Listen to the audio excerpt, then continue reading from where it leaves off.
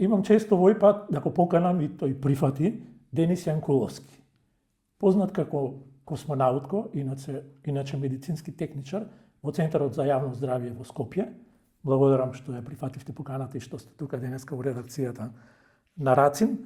Реков дека имам чест затоа што јас лично, а и пошироката јавност веќе ве препознава како активист кој со своите активности, со своите програми што ги прави, со сето она што го дава како Денис Јанкуловски во она што значи граѓански активизам, представува навистина еден пример кој инспирира, кој покажува дека секој човек практично може да најде начин и да го практикува граѓанскиот активизам.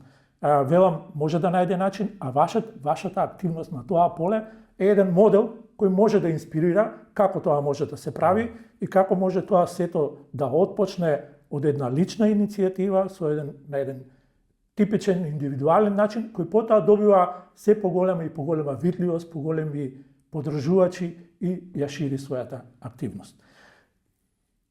Вашата последна, вашиот најнов апел во оваа смисла, во активистичка смисла, дојде непосредно веднаш после изборите за локалната самоуправа, за градоначалници, каде што ги повикавте градоначалниците во сите општини, таму каде што има потреба, веднаш да започнат со поставување инсталација, како и да се нарекува тоа, на тактилните патеки за лицата со оштетен вид.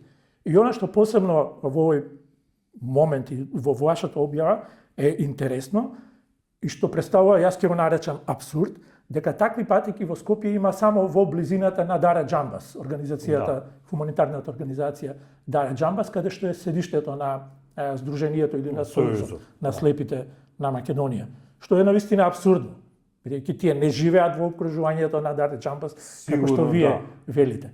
Што беше мотивацијата за овој апел? Па во тој предел речиси секојдневно се движам и работно, нели, тука ми е и работата и во близина живеам. И едноставно секогаш кога поминувам од тука, кога ќе заврши патеката, значи кога ќе дојдам до семафорите на Црвен крст, едноставно прекинува постоењето на тие тактилни патеки. И сега, како и за секоја друга работа, едноставно ако на тие лица, на овие лица со оштетен вид, на слепите лица, им треба, значи е многу добре дојде на таа тактилна патека во тој предел, тогаш зошто да не е добре дојдене во Насел Бејлинден, во Ѓорче, во Валандово или не знам, може има по други градови, да не нели напаѓам од една страна, меѓутоа претпоставувам дека за жал нема.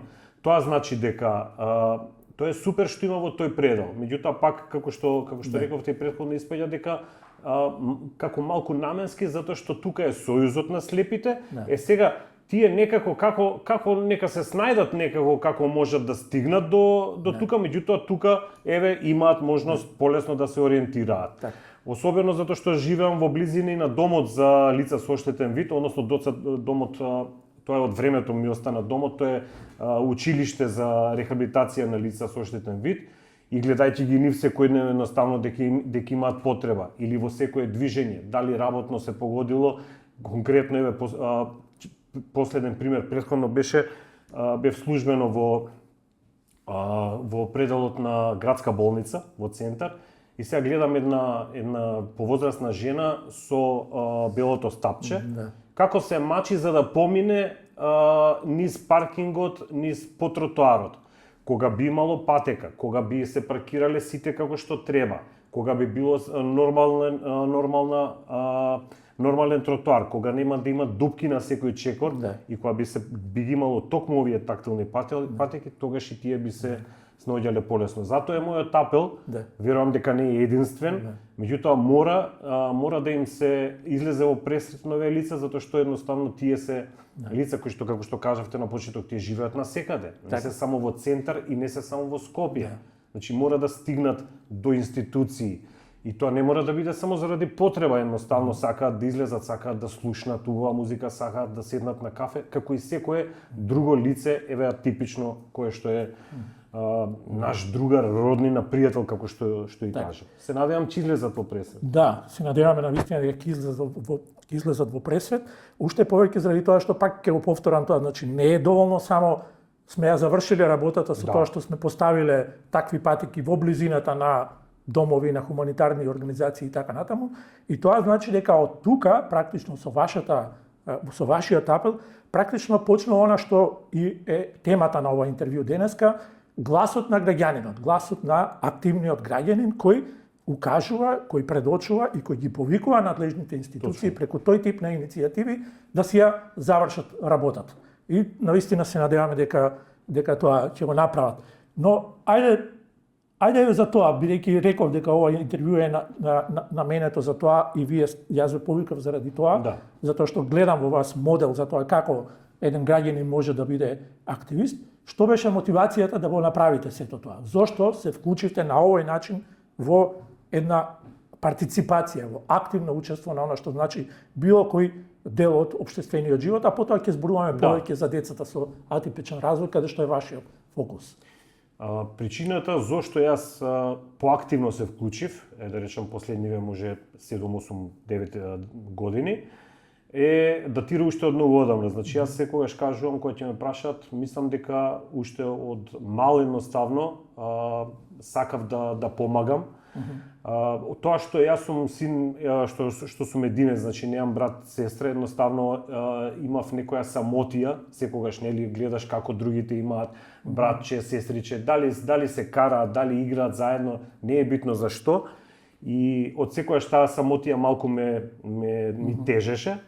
Од друга страна, наидував на деца, поголеми, помали, не е битно која возраст, наидував кој што ја гледав самотијата, меѓутоа кај нив од друга причина беше таа самотија.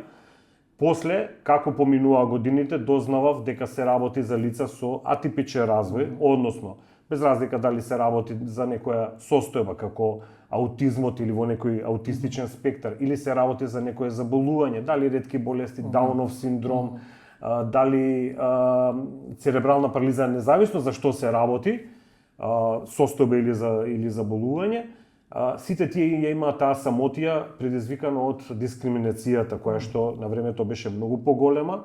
За жал, се уште ја има, меѓутоа ќе се трудиме, ќе се бориме да ја намалиме колку што може. Сакав да помагам, сакав некако да можам да едноставно да помогнам на овие деца, на овие лица, да се почувствуваат дека и тие се дел од општеството, дека се прифатени, почитувани, дека не смее никој да биде на страна, едноставно дека треба сите да растеме заедно, да бидеме заедно, затоа што едни без други не можеме. Токму тоа беше. Да, оваа ваша мотивација се поврзува со она што значи гласот на граѓанинот. Вие во едно интервју имате кажано кога државата би ги слушала родителите на децата со атипичен развој, многу полесно и побрзо би се подобриле условите за овие дечиња. Точно. Тоа е гласот што вие го испорачувате за да може државата да го слушне и вашиот глас и гласот на родителите и во тоа претпоставувам се состои исто таа мотивација и тој тип на активизам. Точно, гледајќи дека и родителите, семејствата, значи дали се родители, старатели, меѓутоа и сите блиски кои што се во нивно обкружување, едноставно се борат не со месеци, не со години, со децении. Некои се веќе и остарени во таа борба и немаат сила веќе да се борат, дефинитивно. Од друга страна, кога ќе ги прашаат или кога некој пат тебе да речеме јас ќе разговарам со нив што треба да се направи, сите се тие разочарани, гледајќи дека секогаш има само ветувања, секогаш има само сликање и прегрнувања и супер е сето тоа, меѓутоа тука за жал застанува она што како ветувањето во реализацијата, нема реализацијата.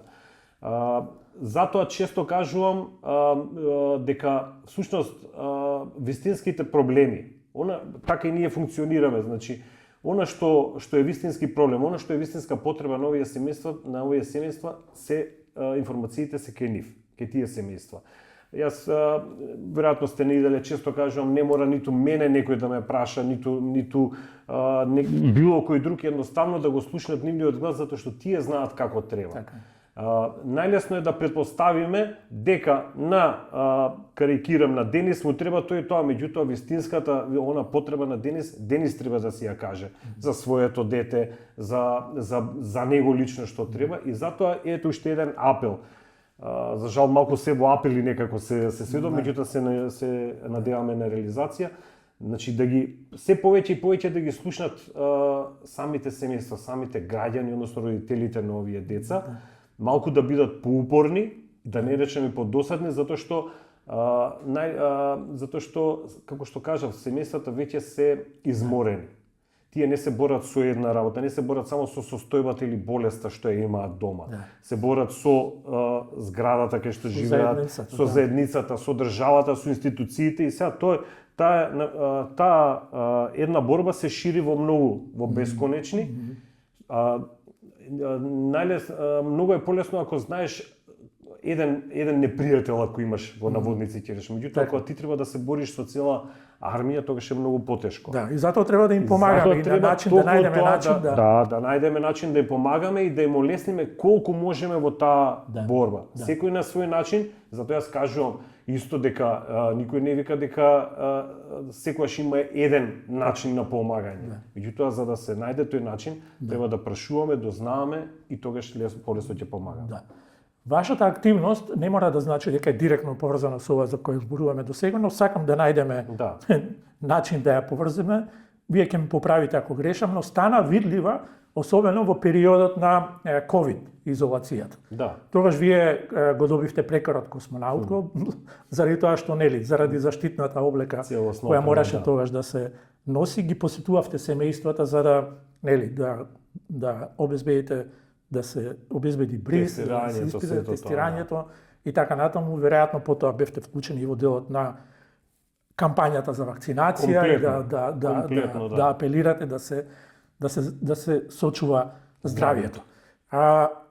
И Денис Јанкуловски космонаутко стана видлив, стана многу позната фигура во градот и пошироко ми се чини. Ви помогна тоа во афирмацијата и во овој дел за кој зборуваме сега, за активизмот и за секако препознаено лице стана. Апсолутно, значи секако дека помогна сето тоа во тој период.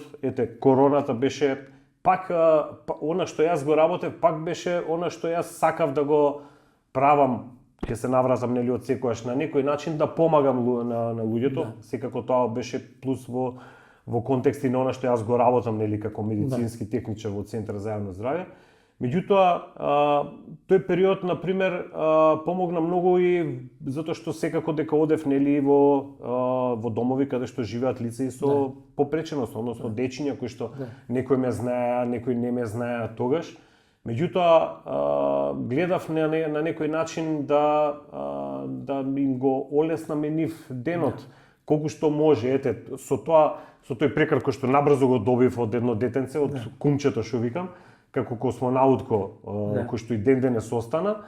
И многу беше полесно затоа што на децата кај што одев ќе ми каже ќе дојде космонаутот, не знам, од таа планета, и децата многу полесно го прифатија сето тоа.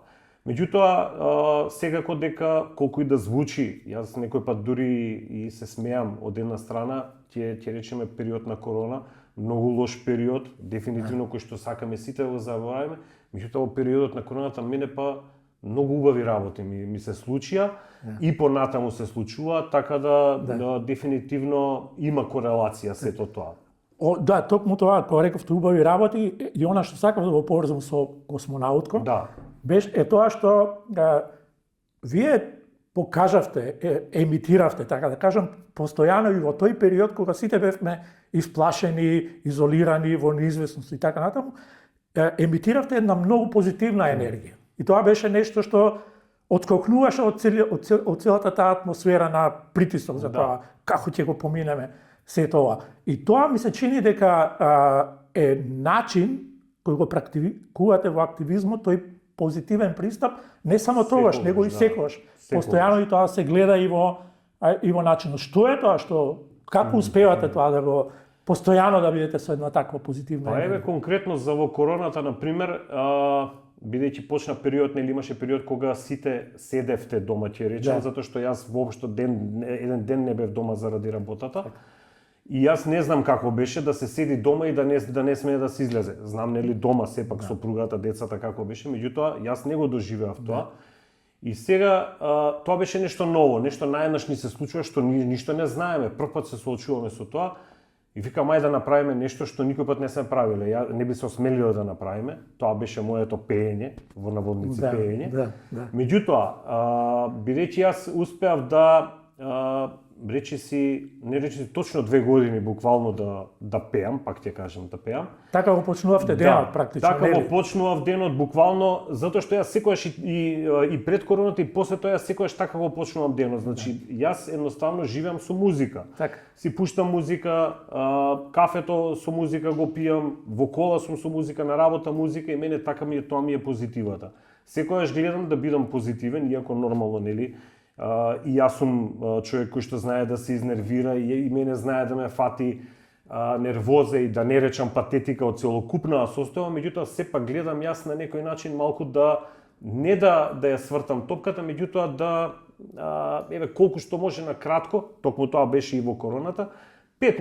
минути, некој цел ден може ќе се нервира, меѓутоа во тие 5 минути кога ќе види нешто, ќе се насмее или убаво ќе му дојде затоа што некој се нешто направил на Facebook, на социјалните мрежи, 5 минути. Мислам дека луѓето токму тогаш што го препознаа дека едноставно беше со искрено, со ведар дух направено, првенствено секако и за мене, за да можам јас полесно да ја поминам деновите, меѓутоа и луѓето го прифатија. Така.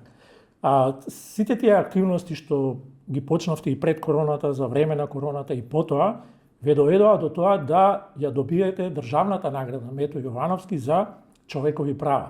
И како што беше истакнато во образложението на Хелсинскиот комитет за човекови права, таа ви беше доделена за хуманизмот, што го изразивте, и бидејќи станува збор за организација во која првенствено им се човековите права во фокусот, тоа практично значи дека вие сте активисти за човекови права, затоа што правото на пристап до здравје, правото до пристап до нормална животна средина во која треба да расте и да се едуцира и да се образува и да живее едно дете, еден човек, е едно од основните човекови права. Што за вас значеше таа награда?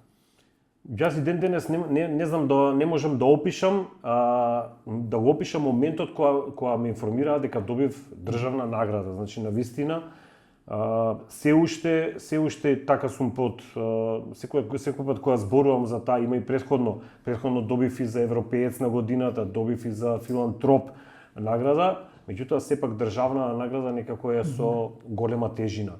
Тоа значи за мене што значи државната награда за мене значи дека прво од една страна е вреднувано и признаено тоа што го имам. Јас зборувам во еднина, меѓутоа сепак тука е една голема група на луѓе кои што го правиме, меѓутоа еве така ќе кажувам, значи тоа што го имам направено, меѓутоа и обврска да се проложи најмалку на истиот начин, а јас секако дека сакам и многу повеќе. Државна награда како награда апсолутно е нешто големо, нешто величенствено и мене многу ми значи токму затоа што, како што кажавте вие, за хуманизмот, односно за човековите права. Човековите права, исто како што ќе кажам, како што кажавте, не се само се е човеково право. Така, широк е спектарот, односно борбата е сите оние атипични да ги имаат, односно ги имаат тие, меѓутоа никој не смее да одземе или да речеме да се даде. Сите имаме исти човекови права и треба да се почитуваат. Така. Ова го прашувам и заради тоа што пак ќе се навратиме на суштинската идеја за овој разговор, а тоа е дека ова практично признанието што ви е дадено за вас, како што велите вие, дека тоа го чувствувате како признание за сето тоа што сте го направиле, во исто време инспирира, е и модел, е и прилика другите да видат дека може да се направат овие работи, дека може да се направат и тоа на начин и тоа да стигне до тоа да добиете дури и државна награда. И ги мотивира луѓето да го прават тоа. Тоа не остана забележано и во академските кругови. Вашата активност влезе во учебникот на правниот факултет, во учебникот граѓанска и политичка партиципација. Што значи го потврдува за кое јас бев мотивиран да го направам ова интервју, да ве поканам, да објасните и да упатите апел до останатите. дека можат да активно да учествуваат, да партиципираат во овие Да, ситуации. секој може на некој начин да учествува. Да. Често кога ќе зборуваме со некои луѓе, јас им кажувам дека не значи дека моделот на Денис дека мора таков да биде. Да. Јас се барав начин како да помогнам, дали да биде на овој начин, меѓутоа токму овој начин на кој што јас функционирам, за мене е токму тој начин, вистинскиот за мене. Некој друг ќе се проведе на некој друг начин. Што е потребно? Потребно е прво да се има желба, второ да ги нема сите оние стравови, стигми кои што постојат од состојбите, од заболувањата, од лицата со атипичен развој. Трето, треба да се прашуваат семејствата. Што ви треба, како можам да помогнам, да дознаам. Значи, еве конкретно да речеме за аутизмот. Јас не знаев ништо, но никој не се родил учен. И затоа не треба да биде срам или страф од нешто, затоа што не знам нешто. Ќе научиме, цел живот учиме. Да се праша што е аутизмот, семејството, исто како ја што настапив и постапив кога ги запознав мојата муза, мојата инспирација е Рато, како што често кажувам, семејството Кардула.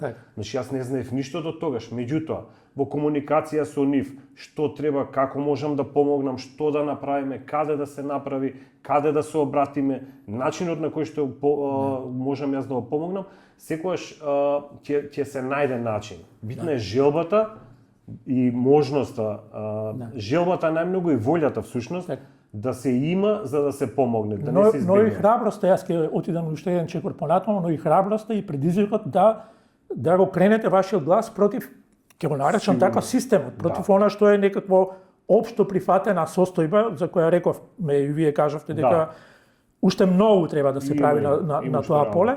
И во таа смисла, ова е кренат глас против тој систем. И затоа сакам уште еднаш да ве поканам и да го кажете тоа, да ги охрабриме луѓето, дека воопшто не е страшно, воопшто нема никаква потреба од тоа да се плаши некој, ама сега јас против системот нема што да се борам. Никогаш не треба човек да биде безгласен, односно да молчи ако мисли дека е во право или ако мисли дека може на некој начин да помогне. Ако кажеш некому нешто, не мора да е системот, еве дома, ќе тргнам од дома, можда малку поедноставно ќе го кажам. Ако не ми се допаѓа тоа што сопругата сготвила, ќе го кажам. Не мора да го јадам ако не ми се допаѓа. А особено ако се работи за работи како овие битни за човековите права, за нашите другарчиња, за животот и за било која работа, едноставно човек не треба да молчи. Јас знам, гледам, сите доживуваме, генерално ќе кажам, гледаме што се случува, знае да има закани, знае да има реперкусии, знае да има сето тоа, меѓутоа, никој пат не треба да се премолчува затоа што имаме некој позади нас кој чека од нас да бидеме гласни. Не треба да се има страф, меѓутоа секогаш сепак да биде тоа паметно, мудро изведено, за да не биде избрзано и после да биде без резултати. А државата, системот, тогаш ќе слушнат. Така. За да не останеме должни, вие спомнавте дека не сте само вие во целата оваа работа, дека заедно со вас и во организацијата што ја оформивте, имате другари, соучесници во сето тоа, па да им дадеме и на нив признание, ви давам прилика да го објасните и тоа. Ова е здруженијето, нашето здружение не е типично здружение, атипично, како што кажуваме. Тоа нема членство кај нас. Едноставно секој кој сака да дојде, кој сака да биде на нашите настани, било што начинот на кој што може да помогне, дали да биде волонтер, дали не знам да игра, дали да носи едноставно тој ден, се што треба, се што може да направи, тој е член на нашето здружение.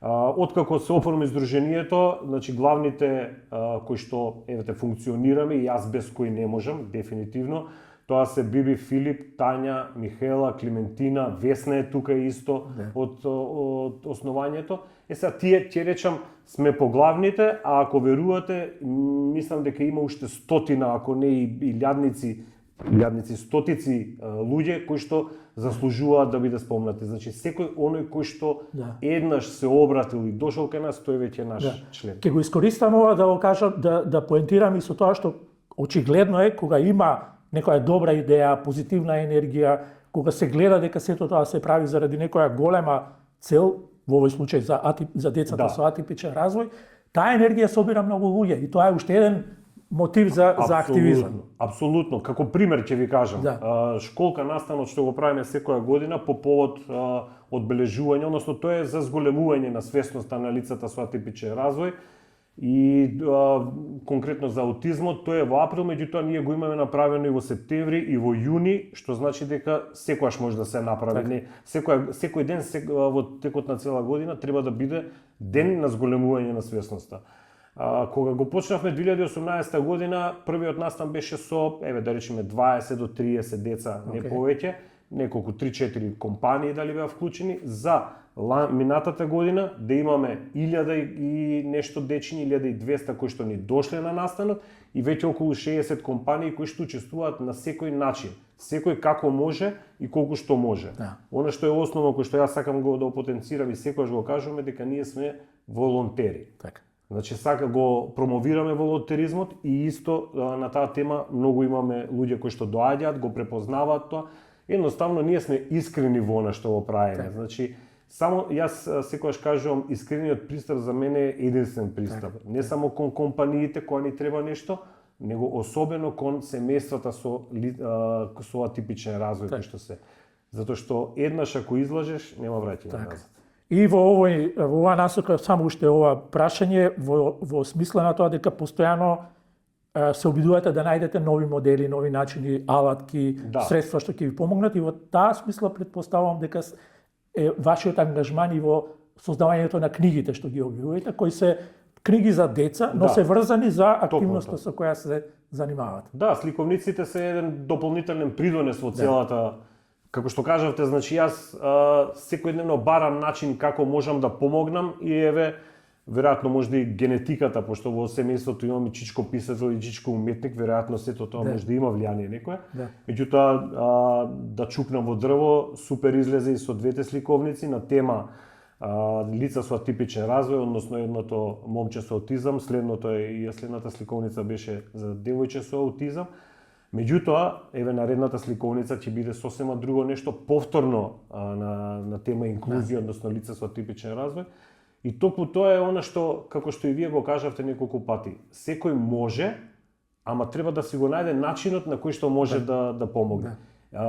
Никогаш не треба да се обесхрабруваме, дека ако еднаш нешто не успееме да направиме, дека веднаш треба да се повлечеме. Така да ете апел едноставно да се истрае. И благодарам многу за разговорот. Благодарам. Следиме вашите активности. Благодарам, ми беше чест и задоволство.